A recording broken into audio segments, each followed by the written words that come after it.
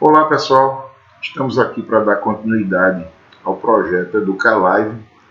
Meu nome é Sérgio Valzílio, eu sou professor de Ciências da Rede Municipal de Ensino de Ribeirão e nesse período de afastamento nós estamos produzindo nossas aulas, eu diria assim, de casa. Então eu gostaria de mandar um abraço para todos os funcionários, todos os profissionais da Secretaria de Educação, pessoal da coordenação, pessoal da direção, a secretária, e a todos que estão nos vendo, e a vocês também, nossos alunos que estão em casa. Lembrar que o período de afastamento ainda não acabou, a gente está nesse período, nesse processo de retomada, de reabertura, eu diria assim, de alguns estabelecimentos, determinado inclusive pelo governo do estado. E é preciso que a gente ainda tenha muito cuidado, porque o vírus não foi embora não, viu pessoal? Ele continua circulando na nossa cidade.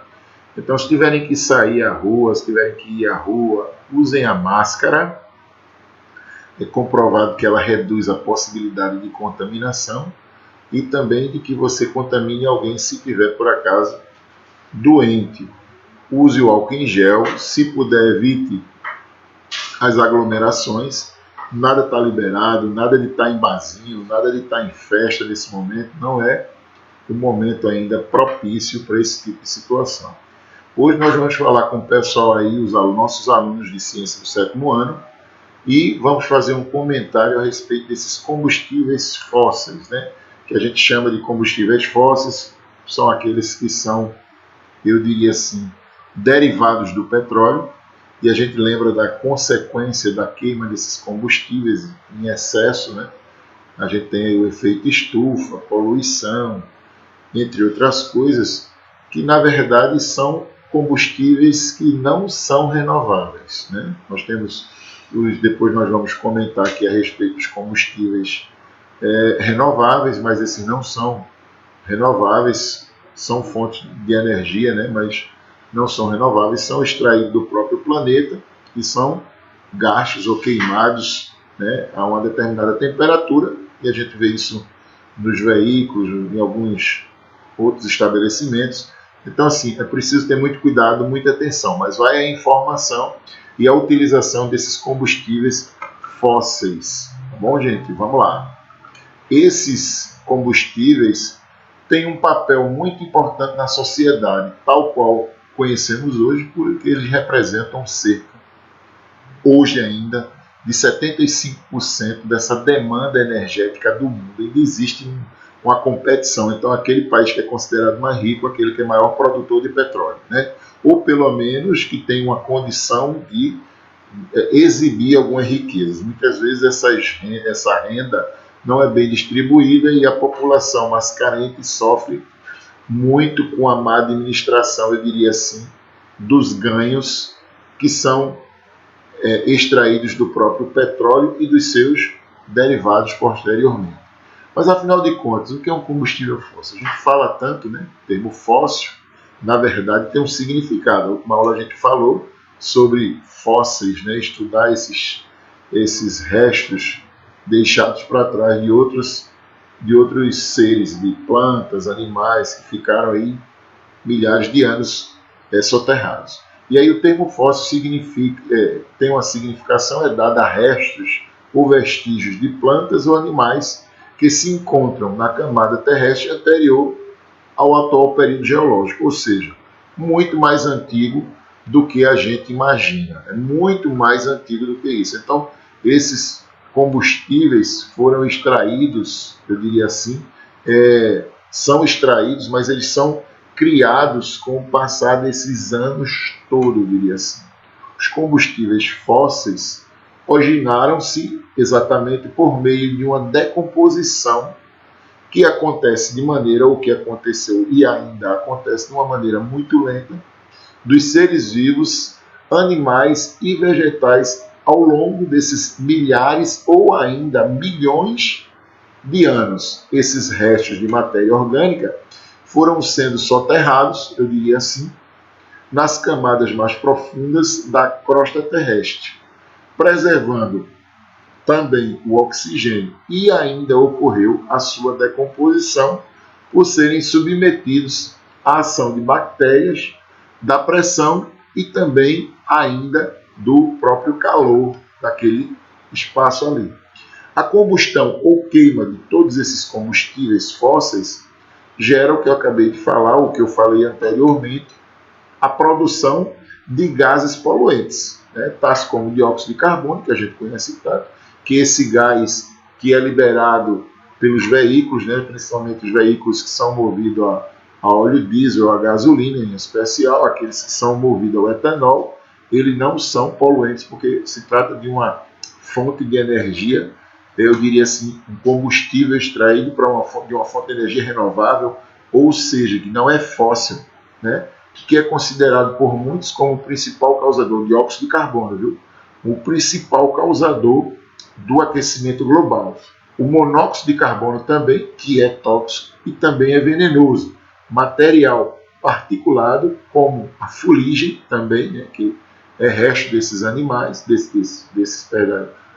tipo de combustível, e outros gases oriundos que são originados, né, da presença de algumas impurezas, como os óxidos de enxofre e de nitrogênio, que muitas vezes causaram ou que provocam essa coisa da chuva ácida, eu poderia dizer assim, tá certo?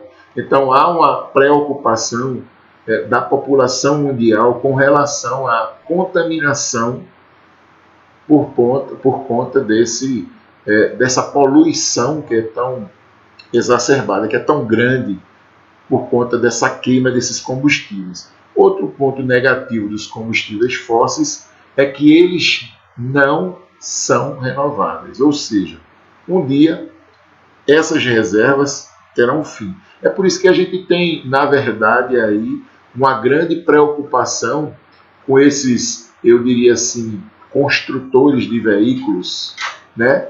Eles têm uma preocupação muito grande porque eles precisam economizar esse tipo de combustível, porque vai ter uma hora que não vai acontecer mais no planeta. Então estão fazendo os veículos com uma potência maior, com a combustão, né, mais específica, essa câmara de combustão dos veículos e esses veículos são muito mais econômicos hoje. A gente tem veículo hoje que chega a andar 1 quilômetro ou 20 quilômetros com litro só de gasolina. A gente já tem no mercado uma frota, eu diria assim, voltada para esse tipo de economia, que também acaba agradando o cliente, ou a pessoa, o indivíduo que vai comprar o carro, porque ele também quer um carro que seja econômico para ele gastar menos com combustível, principalmente porque no nosso país, infelizmente, apesar de sermos produtores de petróleo, nós ainda compramos a gasolina e o óleo diesel muito caros, muito caros. Então, o petróleo foi formado principalmente por restos de pequenos seres marinhos, como animais e vegetais unicelulares. Estima-se que suas jazidas, eu diria assim, tenham entre 10 e 500 milhões de anos. É muito tempo, né? É um combustível fóssil que corresponde a uma substância oleosa, cuja densidade, cuja viscosidade, a grossura dele, a espessura dele é inferior à da água, e também ele possui propriedades inflamáveis. É considerado um dos principais recursos da natureza, utilizados como fonte de energia, principalmente na nossa atualidade. A gente percebe que, por exemplo, existem grandes hospitais que, quando tem algum problema de falta de energia, entra diretamente aquele que produz energia lá, que substitui a produção de energia elétrica, né?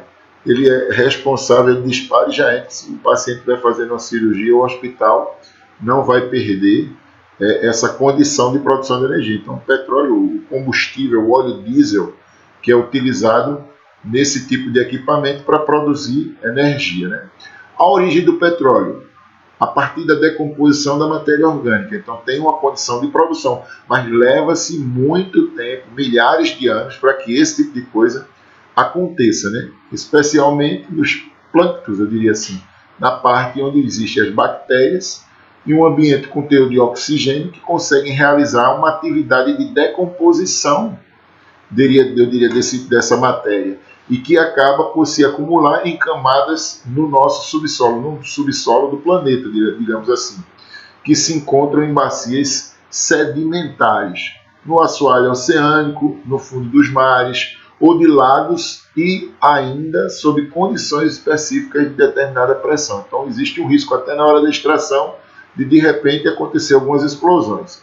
Ao longo dos anos, esses depósitos sofreram diversas modificações até se transformarem no que corresponde à substância oleosa conhecida, chamada popularmente como petróleo, né, que a gente chama de ouro negro, eu diria assim.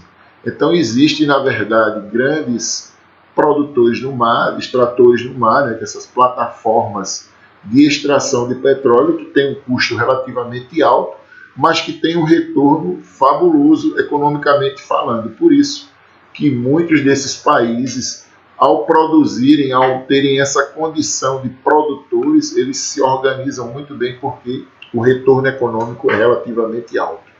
A composição desse petróleo, segundo o Departamento Nacional de Produção Mineral, né, que é o DNPM, o petróleo é constituído de uma matéria composta por hidrocarbonetos, né, que é uma molécula de hidrogênio, que se encontra em estado líquido e em temperatura e pressão ambiente. É constituído também por compostos sulfurados, ou seja, toda uma parte bioquímica, toda uma parte química, eu diria assim, nem bioquímica, química de composição, com elementos da tabela periódica identificados, que são elementos que estão balanceados dentro de uma composição, de uma mistura, que nós vamos entender melhor no 8º e no 9º ano, para que se mantenha essa estrutura mínima desse material, que foi uma das maiores descobertas na ocasião, né?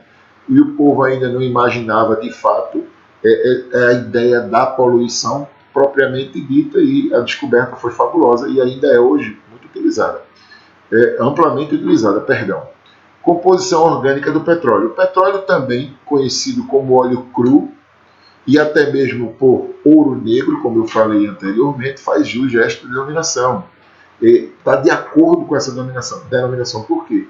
Porque é o país que consegue fazer extração, a produção desse petróleo, ele consegue vender.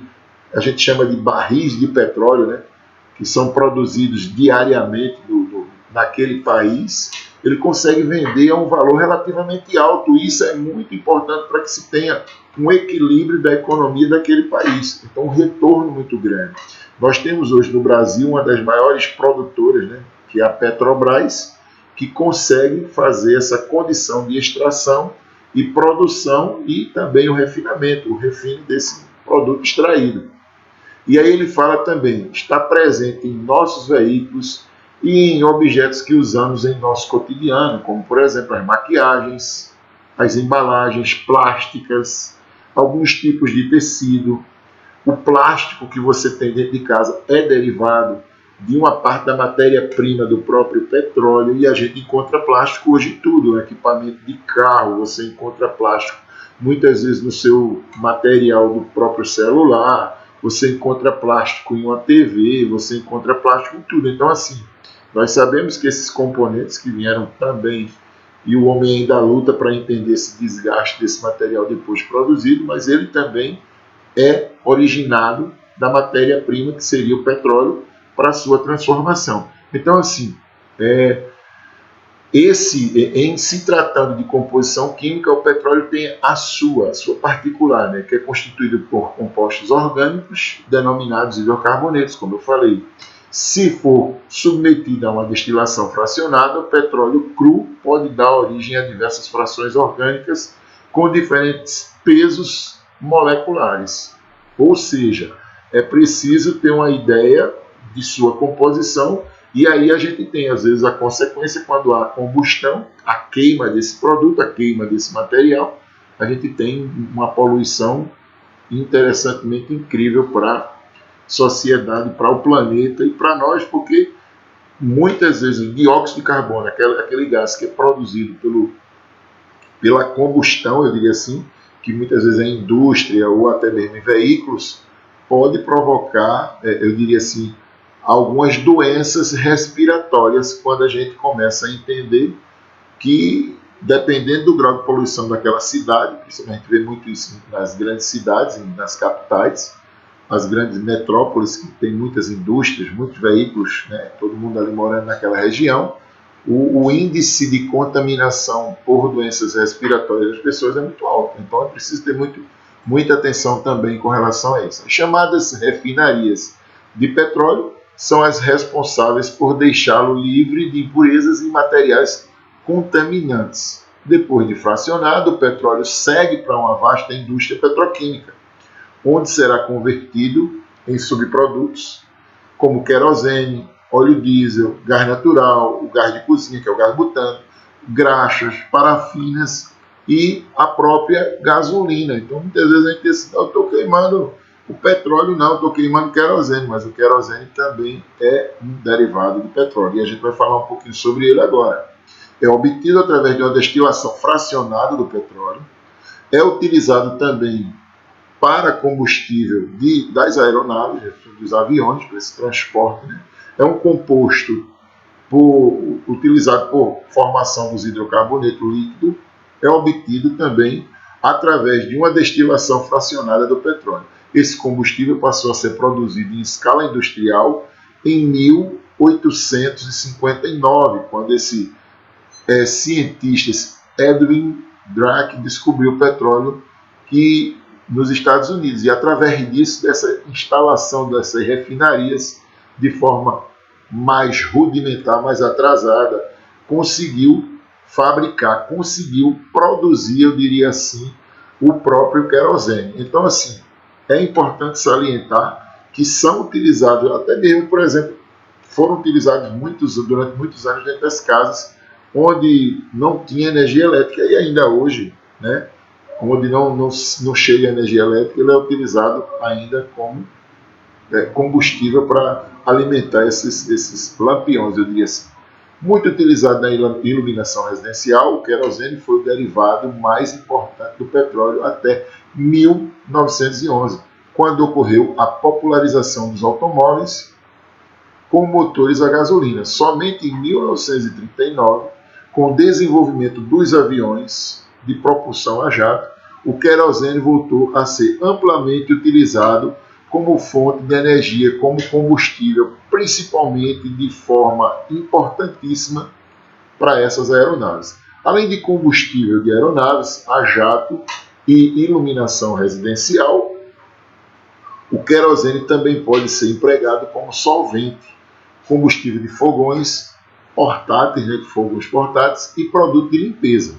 É importante ressaltar que esse tipo de combustível é inflamável também, havendo a necessidade de armazená-lo em locais adequados, que é uma outra característica do querosene, que ele é apolar, ou seja, não é solúvel em água, ou seja, não consegue se dissolver na água.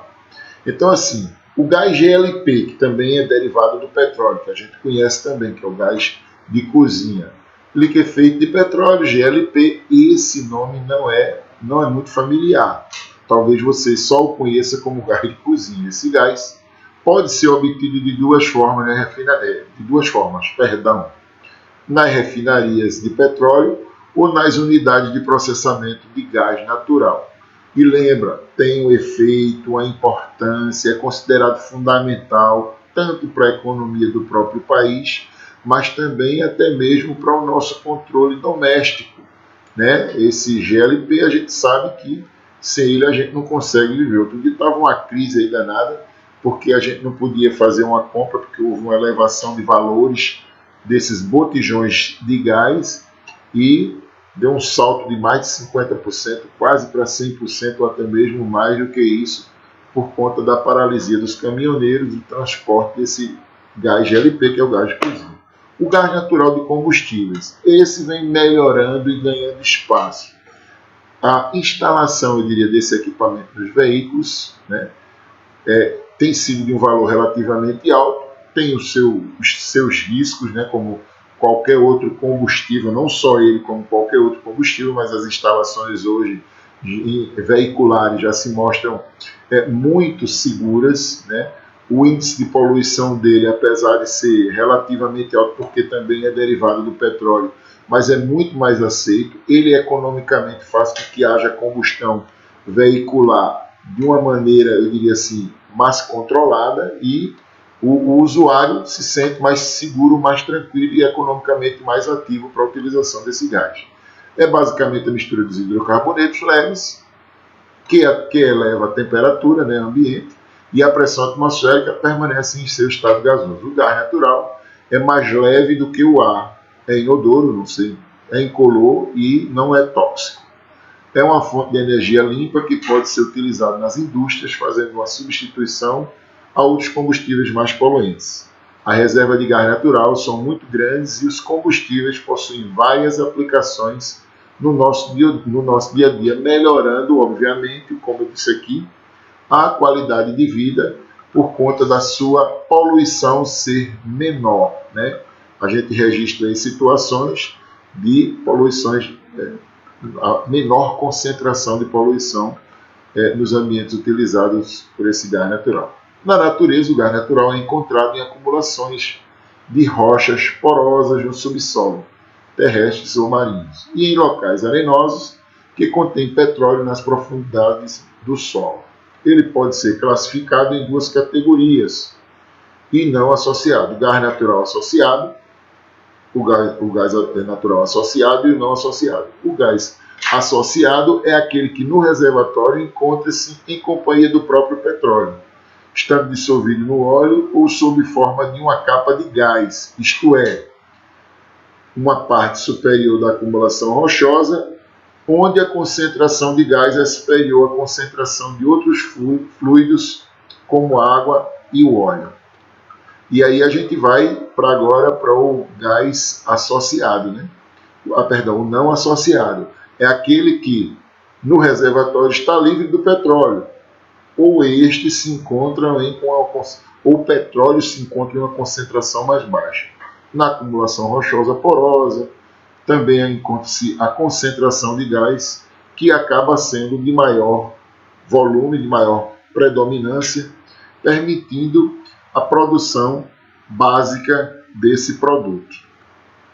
Então a gente segue aí agora com um novo produto, que seria esse carvão mineral ou natural, né? O carvão mineral também é chamado de carvão natural. É um combustível fóssil também, obtido por meio de fossilização da madeira. A madeira é constituída basicamente do hidrogênio, oxigênio e o carbono. Mas com o tempo, esse hidrogênio e oxigênio são eliminados na forma de água, H2O. O dióxido de carbono, metano e o metano, que é o CH4, conseguem reunir esse produto, formar esse produto, que é esse carvão mineral, também considerado natural. Desse modo, forma-se o carvão mineral, que é uma mistura de substâncias complexas e ricas em carbono. Então, assim, há uma composição mais bem organizada para o carvão mineral. Dependendo dessa composição e principalmente do percentual do carbono, formam-se 4 tipos de carvões minerais. E aí a gente vai citar aí alguns. Entre os tipos citados, a hulha, como eles chamam, né, como os técnicos, os bioquímicos chamam, é um dos que mais tem importância comercial, pois através da sua destilação a seco, a ausência de ar, obtém-se 3 frações de ampla aplicação, que seria a fração gasosa, que a gente vai ver agora, que contém hidrogênio, metano e monóxido de carbono, sendo utilizada como combustível e para também a iluminação a gás de algumas ruas. Fração líquida, né? Essa iluminação de muito menor quantidade, já aconteceu há algum tempo atrás. Hoje a gente utiliza muito mais a iluminação elétrica, que é conseguida através da energia hidroelétrica. Fração líquida, que contém 2 etapas ou 2 partes: as águas amoníacas, né, ou amoniacais, né, que são utilizadas ou que são usadas principalmente para produzir fertilizantes, e o alcatrão de hulha, né, que é fracionado por 5 partes sendo usados para as mais diversas aplicações, tais como produção de tinta, medicamentos, plásticos, produção do asfalto. Então, tudo também tem a ver com essa condição de extração desse derivado, eu diria assim, dessa fonte de energia fóssil aí. Tá certo? Olha aí uma pedra bem vista, bem colocada, né? A fração considerada sólida, que é a líquida, gasosa e agora sólida, contém carvão de coque usado em indústrias siderúrgicas para a produção do ferro e do aço.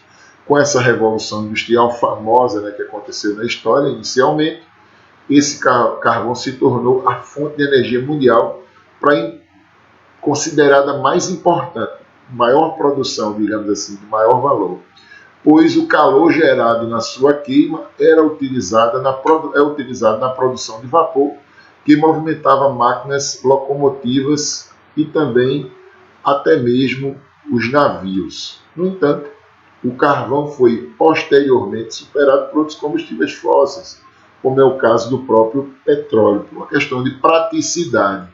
Isso também ocorreu em razão de alguns inconvenientes no uso do carvão mineral. Por exemplo, essa queima em excesso gerava muita cinza e o seu transporte era muito mais difícil. Por isso que eu falei aqui a questão da praticidade. Por se tratar de sólido, muito mais pesado, muito mais difícil de ser transportado. Além disso, o carvão mineral é altamente poluente, porque possui um alto teor de enxofre, liberando na sua queima óxidos de enxofre, tais como o SO2 e o SO3, que vão para a atmosfera e reagem com a água da chuva, tornando essa chuva perigosa ou perigosamente ácida. Então, assim, por conta disso, essa substância foi substituída com facilidade. E, apesar disso, o carvão mineral ainda é utilizado para gerar energia elétrica, principalmente na América do Norte e na Europa. Entretanto, é necessário se tomar cuidado para não emitir tanta substância poluente, né? Infelizmente, esses combustíveis fósseis, sejam eles carvão, petróleo e seus derivados ou gás natural, quando eles são queimados, né, eles liberam essa substância que vai direto para a atmosfera e que acaba provocando, eu diria assim, um mal maior para o meio ambiente. Então, a gente precisa lembrar que esses combustíveis fósseis, apesar de terem a sua importância econômica, também acabam agredindo muito a camada de ozônio, provocando a poluição toda, provocando doenças nos seres humanos. Nós sabemos que nesse instante eles ainda são considerados fundamentais, necessários, eu diria assim, para a humanidade, mas no futuro muito próximo, muitos deles serão substituídos, serão trocados, e aí a própria natureza agradece. Nós vamos ficando por aqui. Na próxima aula do 7º ano a gente vai dar continuidade a essa ideia da poluição atmosférica, como se pode fazer esse efeito estufa, aliás, o efeito estufa, como pode ser reduzido, e toda a atenção. Lembrando a vocês que continuem em casa, ainda estamos no período de afastamento social. Um grande abraço do professor Sergival e até